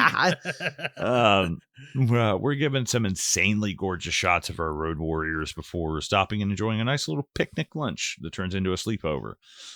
These are some of the moments that got to me the most in this, that I was just like, man, this just looks, so just gorgeous, man. It's like all of the shots of the windmill in the background. I'm just like, how in God's name did you get permission to just shut down that much road? Like, it's like, it is such a far, it's like, you feel like it's like, dude, how the fuck did you do that? And I wonder, is it something, because it's only 2002. It's not like you're just making this, entirely digital, or like, I don't know. I just think it's such a great, it's an unbelievably great shot. No, I remember when the posters for The Walking Dead came out, and it was just that iconic poster of like them driving in the opposite direction, and the whole I guess the freeway is clear, Yeah. and people were losing their minds about that. It's a great image, and I was like, no, that was done in 28 days later. Bitch. Yeah, right. Yeah. But and we get kind of a moment to let our characters breathe. Everything has been survival. This is kind of letting our characters breathe a little bit. We get this nice moment of levity shopping.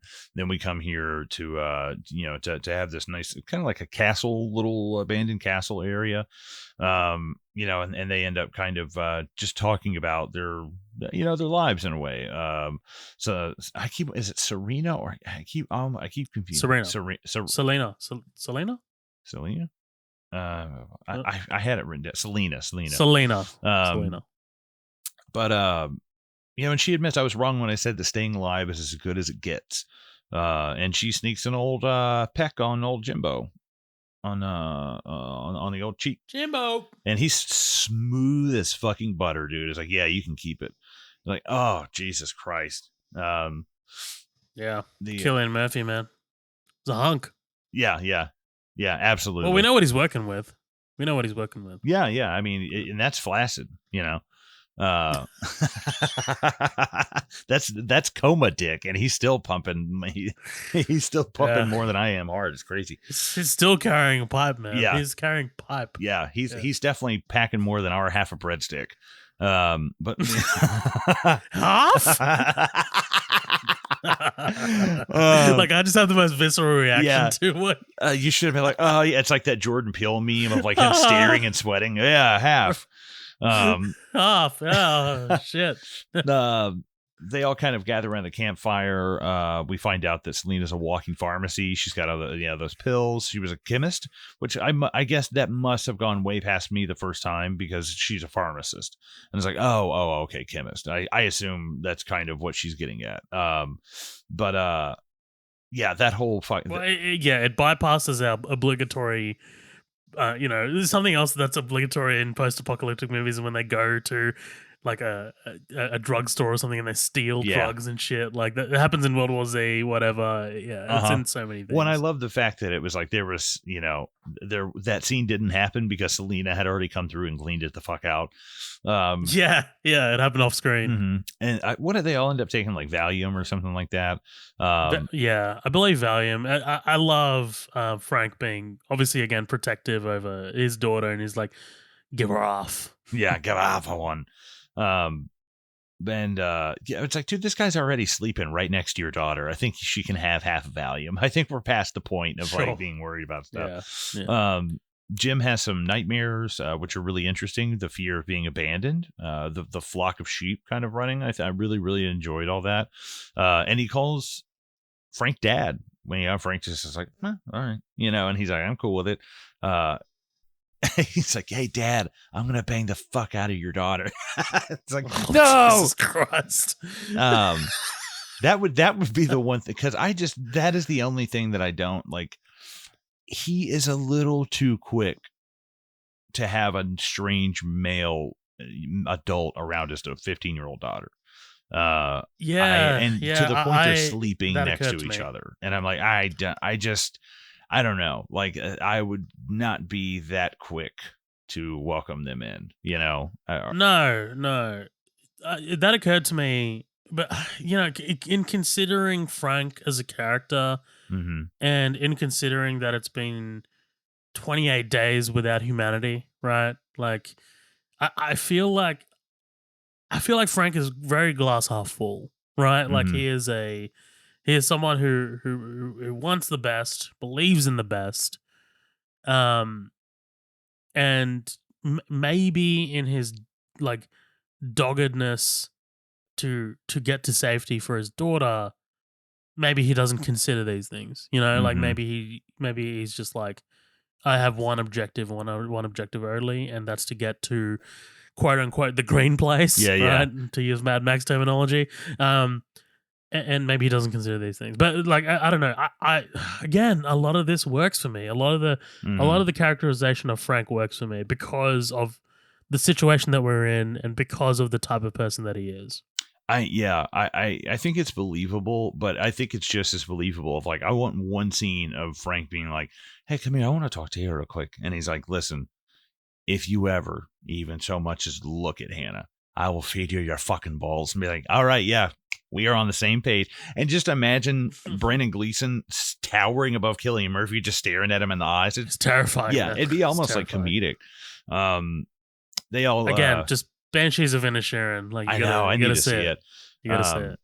We load up and move out. Great gag as they're leaving. He's like, door, and he opens up the door and shuts it, and it cuts right afterwards. I love that. That's really good editing.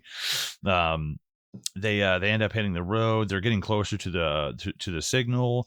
Our location is the 42nd blockade, the M602, 27 miles northeast of Manchester, and we find that Manchester is hasn't burnt to the ground. It's still burning to the ground. A fire like that will probably not stop for some time. You know, just because it's just the shot of them driving towards it is again for 2000. It's like, okay, 2002. Like, how the fuck, like that? You know, that's what I kind of love is like the effect and the effects that they use are it's distant, it's far, it's not something that's like really all in your face, making you kind of that doesn't look good, or I don't know about that. Like it's that great slow shot of them just like driving, and then you just get little bit more. Eventually you're like, what the fuck? And you see that that explosion in the background is unbelievably good. The group arrives at the coordinates from the radio and finds nothing at first, just kind of looking around. Frank has his moment of frustration, and it unfortunately leads to his getting infected. Again, another heartbreaking scene. And then the soldiers let their presence be known by ripping about 12308 buck into his fucking ribs. Devastating, man. Yeah. Absolutely devastating, because Frank is so lovable. Yes. Like, he's so in the very limited amount of screen time that he gets, he makes his presence felt. It's so crazy how attached we get to Frank, especially that by the time this happens, and in the most like weirdest but also like smallest way possible. Like, it's not like he's being ripped apart by zombies or they're being chased in like an action sequence. It's literally a drop of blood that falls into his eye socket. And we also see how quickly someone can turn. Yeah, right. Which, it's kind of like the X-Wing shooting that the thing into the thermal draft. It's just like this kind of little hole, this tiny little opening ends up being the downfall of this Colossus. Let me see here. Yeah, soldiers make their presence be known. They fuck up Frank. Let me see here. After killing Frank, the men take our remaining heroes to their HQ. There we meet Major West, who gives them the guided tour, a meeting with Private Mailer, and a feast to, celebrate their arrival. Christopher Eccleston, a really underrated actor. I've always really enjoyed everything I see him in. You got to see The Leftovers, man. Oh, absolutely, yeah, that's right. Fucking profound in The Leftovers. I'm not even kidding. He's very insanely good actor. Great voice, by the way. Oh yeah, I always kind of get confused with Raymond Calitri, the bad guy from Gone in 60 Seconds. I don't know why they have there's a very similar like look to the two. You had to work it in there, didn't you? Oh yeah, you had to work Memphis Reigns in there. Memphis Reigns. Jesus Christ. I scrubbed that movie so hard from my brain after our podcast, dude. I've got a better name for you. Watching John Carpenter's Vampires. Guess what? Guess what James Woods' character's name in that movie is? I feel like I've heard this on a podcast, and you're about to make the same joke that was made on that podcast. Literally, they brought it up because of how ridiculous the name was. Go, what is Jack Crow? And I'm like, Jack Crow is so fucking awful. That has to be like that. Jack Crow makes Memphis Reigns look like John Smith. You know, No. Jack Crow. You've tried to normalize Memphis Reigns a couple times on this show, and it's just Memphis Reigns is just, I don't know, man. It's chocolate immortal. rain. Some say dry in Memphis rain. It's fairly ridiculous. But I don't think that I think Memphis is like a nickname. I don't think his name is. I can't remember what the thing is, but it's like one of those things like Cobretti and Cobra. It's like, okay, dude, Cobretti. You know, it sounds so fucking stupid. But I'm gonna. We don't have time for this, but I'm literally gonna look this up. Worst character names of all time. Oh, there you go. Again, we don't have time for this because I got a quick exit. Oh, here we go. Renesmee Cullen from Twilight. Renesmee is the name they named their baby. That's awful. Christmas Jones. Yeah, that's pretty bad from the Bond movie. The World Is Not Enough. She's played by Denise Richards. Oh yeah. Cole Trickle. That's Days of Thunder, Tom Cruise. Oh, here's a bad one, actually. Indiana Jones and the Kingdom of the Crystal Skull, Mutt Williams. Shia LaBeouf. Oh, yeah, because he's a mutt. He's a gruffy little mutt. Oh, look, dude. Look. Number 8 and 7, back-to-back, both Nicolas Cage. Memphis Reigns at number 8. And number 7 is Castor Troy from Face Off. Hey, now, Castor Troy is kind of a cool name. I don't mind it. Okay, here's a bad one. Ryan Reynolds in Blade Trinity, Hannibal King. Yeah, that's pretty bad. I think maybe Troy Castor would be a little bit more believable, but whatever. Anyways, we meet everybody at the men's HQ. There we meet. I'm so sorry. I've got one more. Okay, I've got one more. Hit me. Arnold Schwarzenegger. End of Days. Character's name is Jericho Kane. Yeah. That's pretty bad. I am partial. I like Jericho. That's a cool name. Jericho.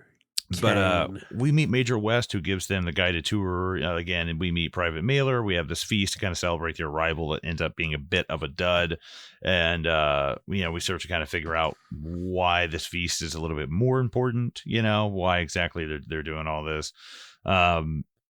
We get some a great scenes with Selena and Jim of them finally kind of embracing each other and all this madness. Like she just stops in the middle of it and walks out, and he's like, fuck. Even in the post-apocalypse, I can't fucking get it up. Let me see here. Sorry, I'm scrolling through my notes. We kind of get this. I don't know, like not a camaraderie, but there is the sense of like that Major West is reaching out to Jim, like, that he does kind of want him to come and join and be a part of this. And like the more the merrier. And be a rapist. Yeah, exactly. Like he wants him to be a part of this. And the thing is like, because it's easier, right? It's easier to convince the women than actually coerce the women, right? That's what he's trying to do. Wait, say it one more time.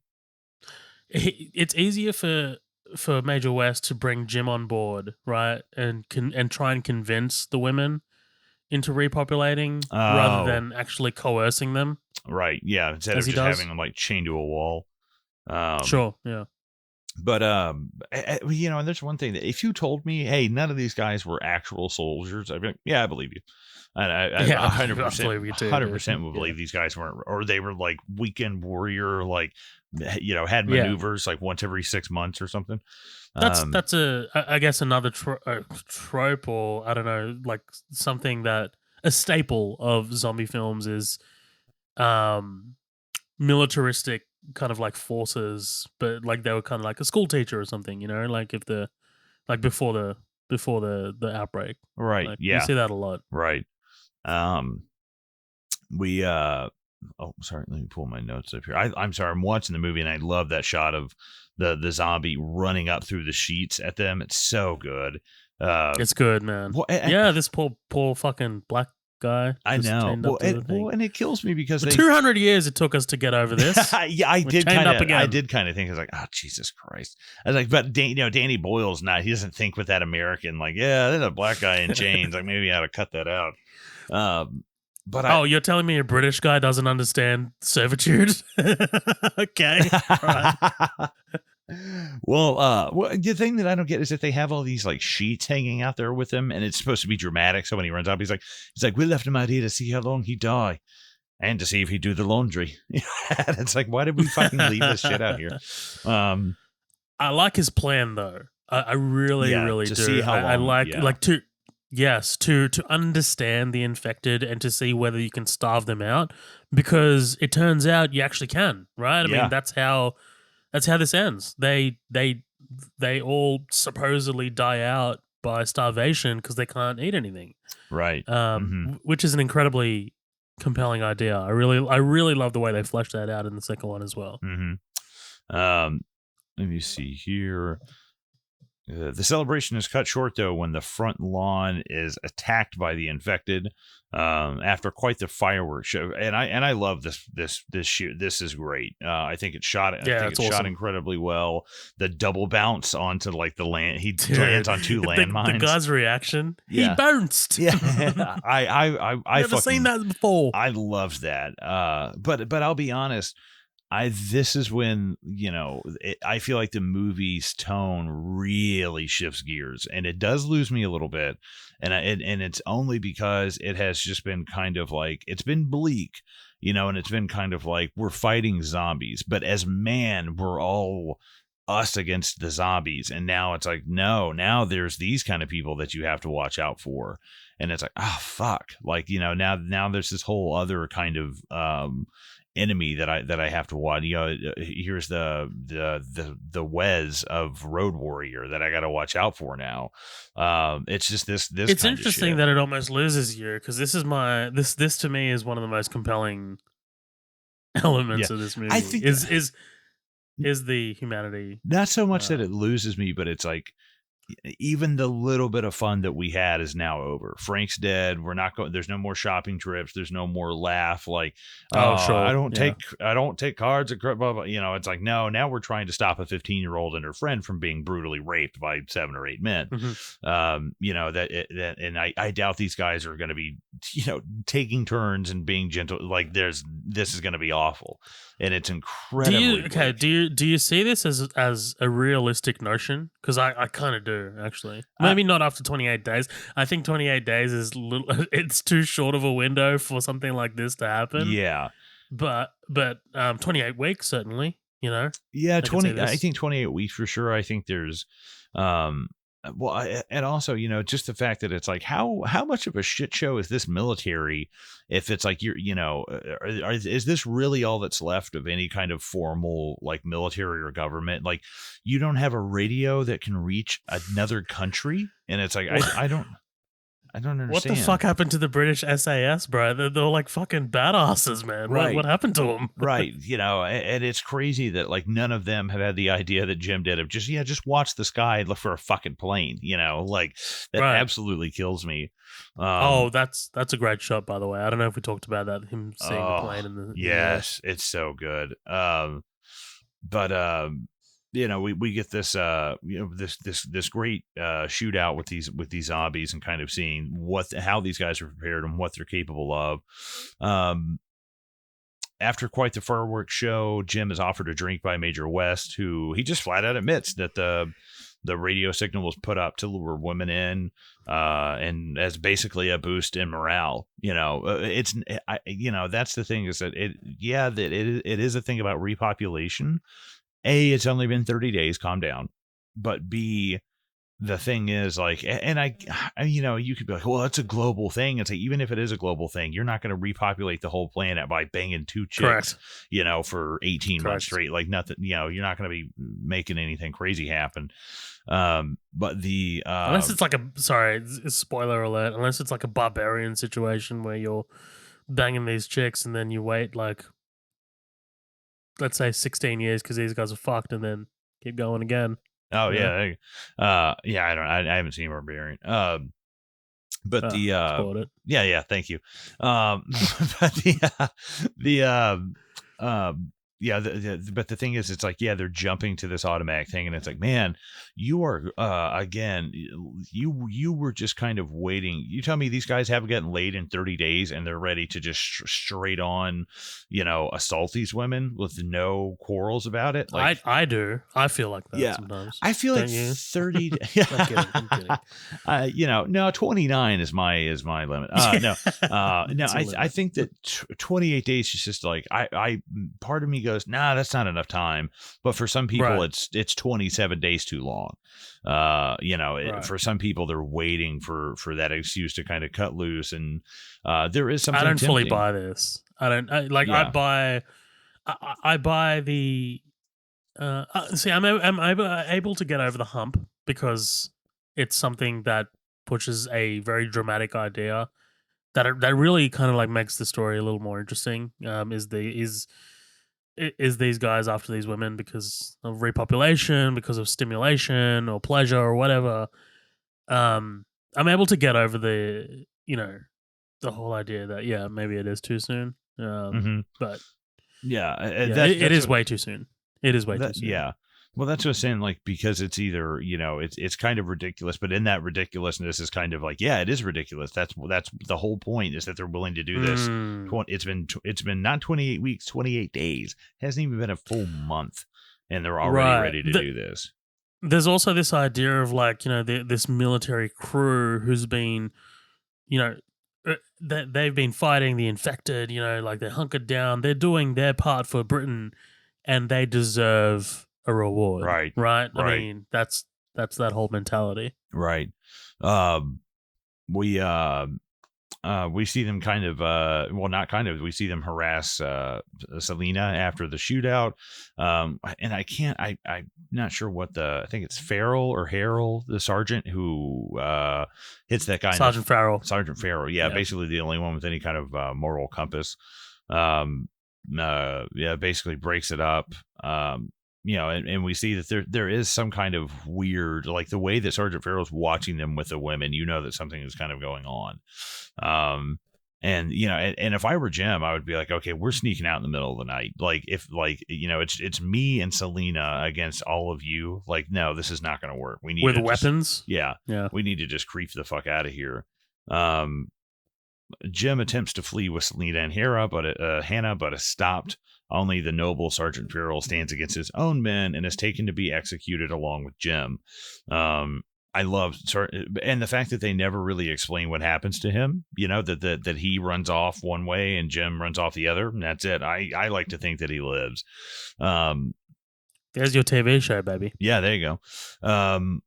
And Jim again, hiding amongst the dead bodies is such a great Idea. Yeah, such a Awesome. great idea. And there is this weird kind of, because Jim has really been kind of a character who has been kind of, you know, reacting to situations, and he's always on the run, and this is one of the few times he really plays offense, and he's going like First Blood, shirtless, running around with a machine gun, and I'm like, whoa, this is not what I thought this movie was going. And he reminds me of, I mean, like, I guess by design, like the infected, right? I mean, mm-hmm. when he saves Selena, she fucking goes to swing her machete at him, right? I mean, right. You're supposed to think that he is, he's very much like them. Like, it's this whole idea of like what separates the infected from us, you know? Right, yeah, and this is somebody, he's doing this to not an infected person. He's doing this to another, you know, just normal, healthy human being. Let me see here. Stop following Sergeant Nero. This back, yeah, he's taken to be executed along with Jim. This backfires though when both men are able to escape their captors. Yeah, this is great because they're weird. The men attempt to force the women to get dressed up before they're sexually assaulted. I don't understand this. Where it's like, hey, put this on so we can feel good about what we're gonna make you do, and it's like, dude, this is fucking weird. But Jim manages to distract Major West and kill a few of his own men in the process with the air raid siren. Back at HQ, Hannah talks about how she's beginning to feel the effects of Selena's pills. That is important, and tells the men that they're all going to die next. That's when Private Miller, freed by Jim, is set loose and begins to run amok through the base. I loved that. I absolutely love that. And the fact that they put him in there to starve, but he's going to eat plenty with all these bodies around. Like, he's going to eat well. It's a really good, you really kind of get the feeling of like the comeuppance because everybody in here dies. That was planning on going along with it, and the people who didn't, Jim, Selena, Hannah, and the sergeant, they all end up actually living. Like, I really enjoyed that little part. But really, we can all just kind of take this as a big whole, because there's a lot of stuff that happens with, like, Hannah running off, and then Jim comes back and is kind of playing peekaboo through the house, gets that one guy killed underneath the bed.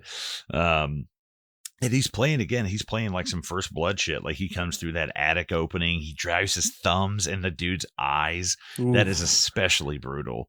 You get two of those in between these two movies. I know. Right? I feel like that's got to be an homage. Like, that's got to be like a callback or something. Surely. I like Hannah going in with the assist of once he shoots. Oh, God damn it. What is it? Jim? The major shoots Jim in the stomach, and Hannah actually but I like that this is actually like a little bit of setup and payoff. Like, we saw her like fishtail the car in the gravel parking lot before. So we were like, okay, so she does know how to drive. She is somewhat proficient. But she gives old Private Miller the alley-oop, and he rips him right out of the back of that car and gobbles him up. I love the editing of her hitting the gate, that kind of like freeze frame of them. Yeah. Apparently that was the original ending of the movie. It was just going to end there, and then they ended up shooting 4 different endings for this movie that are crazy. I read that apparently Jim dies in all of them. Yeah, right? Basically, yeah. I think this is the only one that is even remotely like hopeful. Well, I think that basically that one of them is this ending, but he's just not in it. That's it. It's just Hannah and Selena. But great use of editing of Selena, giving him the CPR, injecting him with the drugs. We understand that she was a chemist, a pharmacy tech, so she would have some kind of knowledge, at least better than the average person, at least. We see the zombies kind of starving out as Jim wakes up. We have the jet going over. And I love all this. I love the fact that you can tell that they have been planning for this. They still have Frank's car out front, which I really, really enjoy. And we see that they are living an idyllic life in the middle of all this stuff. Honestly, I love the fact that they take these dresses that were going to be used for this awful purpose and reinstate them for their own survival. I really enjoyed that. And that's why, again, the other parts of this felt so different, is because all of this is shot in that 35 millimeter, and it's this bright. It feels like Lord of the Rings almost. Like, I feel like we're at the fucking Shire. It's just these great, vibrant green colors. It's like a Microsoft wallpaper. But the feeling, I don't know, just the feeling of them getting excited. That, to me, this is the Tom Hanks and Castaway seeing like a plane in the sky. I feel like we've been saved. And the feeling of once they go over and it's just a simple message and it says hello and they're all just waving and stuff. I was like, man, it is a great, I'm really surprised that there was ever any other ending. It feels so natural. This ending does. What do you think about this? Yeah, I think this is awesome. I'm definitely on board with you for a movie that's so bleak, right? And we've seen so much death and destruction and annihilation throughout this movie. For this to end on a positive note was a palate cleanser, right, so to speak. Because it's awesome. It's a great ending. You want to see these guys survive. And I love the hopeful nature of it, and the fact that they can get away from all this is brilliant. I really dig it. I did read that one of the alternate endings was pretty wild. So instead of Frank being killed by the soldiers after he's infected, the Oh other yeah, survivors tie him up and discover a research laboratory in the blockade where Jim undergoes a blood transfusion in order to save Frank. That yeah. would have been cool, man. That would have been on par, I think, with this ending because it's also pretty hopeful. I think. Yeah, I think it'd be kind of cool, but at the same time, it's like it kind of Kind of like, undermines the infection a little bit. yeah, Yeah. it undermines like Yeah. the tragedy of his death. But Mm, the final shot of just Killian Murphy, his arms up, and just that front fucking close up right on his face, uh, it's good. unbelievably good Yeah. ending, great shot to end on, and that's fucking 28 days later.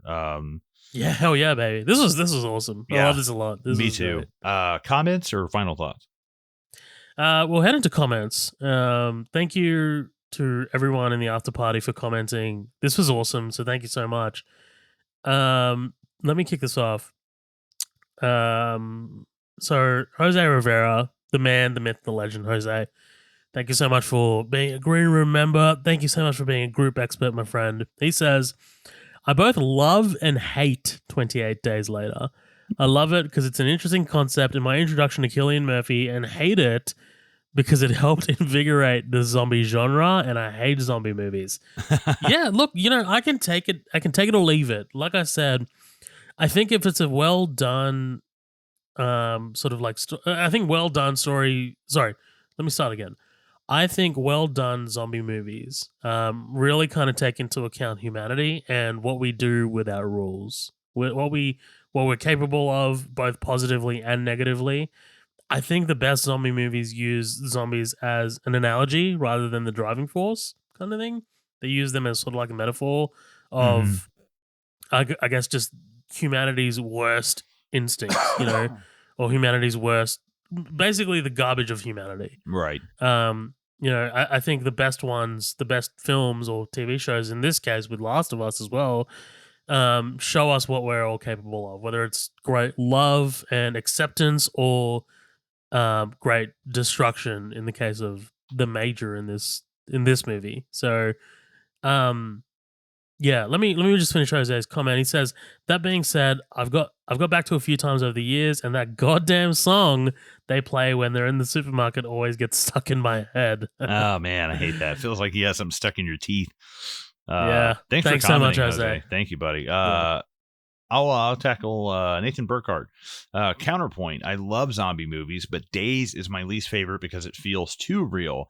I really like it, but it's deeply unsettling, and I'll likely never watch it again. Powerful statement. That's crazy. Yeah, I get it. I That mean, it might is. be that might have contributed to why I haven't seen this in 15 years. Honestly, because it does feel very Yeah, feels yeah. very real, but it's also very bleak, it's not something you want to Mm-hmm. revisit a Yeah, lot. yeah, absolutely. You're gonna take the next one? Or you want me to do it? I'll take the last two. Go for it. So Lee Patrick Weber just says, "Bruh, I love this movie. I love it. I love it. I love it." And Ollie Brooks, thanks so much for commenting, Ollie. He says, "28 Days Later is so good. Those opening scenes of an empty London are so eerie, and the running zombies are terrifying. Still hoping for a 28 months later sequel. Sometimes, fingers crossed." Us Yeah, too. I think we're getting it. I'm hopeful. Yeah. So yeah, Thanks, Ollie. Thanks, Lee. Appreciate you guys commenting. thanks so much, guys. Appreciate Yeah, it. I really don't really have much else to say outside of, I think this movie, I mean, we've talked about this movie for the last 2 hours. I think that this is one of the best zombie movies made in the last, I don't know, probably in the whole genre. I do think there is something special this movie does that most zombie movies don't even attempt, let alone do. that this movie does, of creating the sense of isolation, the creating the sense of loneliness. But then also when we actually find people worth fighting for, we feel that. And when they're gone, we feel that too. And it absolutely sucks. And it's a movie that mourns the world.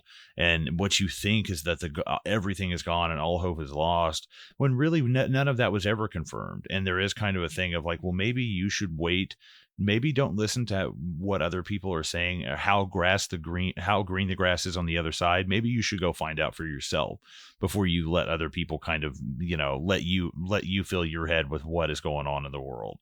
I think that is an interesting kind of aspect of this movie is, everybody gave up with such little information. It's like, just be patient, be kind, and give each other a chance, for the most part. But every now and then, you have to smash somebody's head in with a lead pipe. That's just the way the world runs. But that's my final thoughts. Yeah, I think that's incredibly astute. I think looking at this as just a zombie movie is very reductive. There's so much more here, as we've pointed out over the last 2 hours, um, about humanity and about love and about hate and about anger and survival. Right. I think this was really well done, man. Not just only from the cast, like Cillian Murphy, Brendan Gleeson, to me especially, are just outstanding in this. But Danny Boyle and Alex Garland's script, the janky feeling of the movie, like it was just made for like $8 instead of $8 million. It really adds to it. It really adds to the atmosphere, and the writing's incredibly strong as well. So really, really love this movie. This was a great choice, man. Thanks. Yeah, I appreciate that, guys. If you enjoyed this episode, we thank you guys for staying all the way to the end. If you enjoyed what you heard, give us those reviews on iTunes. Really let us know how we're doing. We just really appreciate any and all honest feedback, constructive or otherwise. Again, our Patreon.com, our Patreon is patreon.com/midnight double feature, and you can check out the green room there for $5 a month. But guys, that'll be pretty much it from us. We're gonna hop in the taxi, hit the road, and I don't know, maybe go take a trip on the M5. We'll see you guys later.